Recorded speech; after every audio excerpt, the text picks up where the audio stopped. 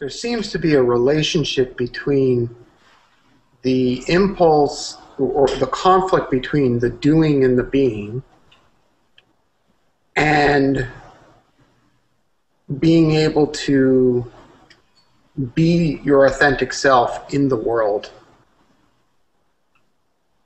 Not do your authentic self in the world. Right, exactly. Right? And, you know, to take it back to the technology startup world, and we've talked a little bit about this before, there is such a profound reliance on the intellect.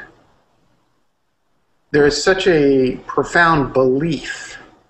We were talking a little bit about our friend Brad Feld's recent postings and some of the comments looking for what feels as if a willful doing in response to the pressure.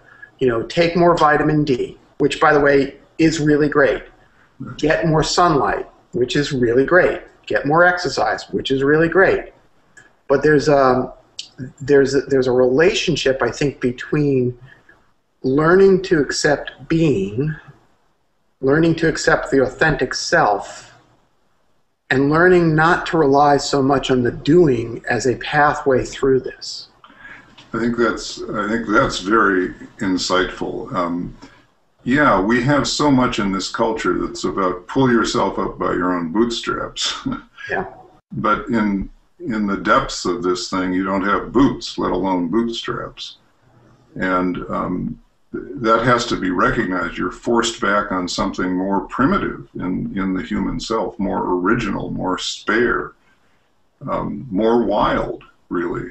And to live from that place without the hubris that says, I can solve everything with my intellect, and then to fall into the despair of, well, why isn't it happening?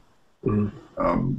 You know, as you and I know, because we share this notion, we've talked about this. I've worked for a few years now with the notion that when you're doing anything important, you're standing and acting in what I call the tragic gap.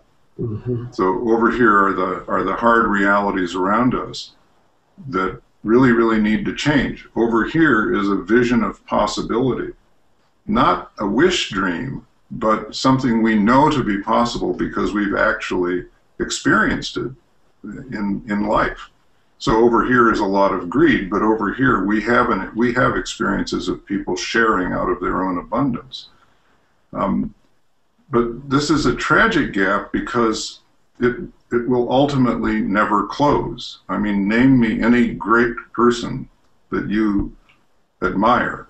A Rosa Parks, a Nelson Mandela, a Dorothy Day, a Václav Havel, and these people have all lived and died ultimately, or will die, without having seen their dream fulfilled, without having seen that gap closed. And we somehow have to learn to walk with, well, I like to think of it as a combination of chutzpah and humility in that place. So the chutzpah to believe that we can make a difference, but the humility to know that the important thing is to keep on walking, and that we don't have leverage on the whole thing, and can hold our actions and our potentials more modestly without giving up on our dreams.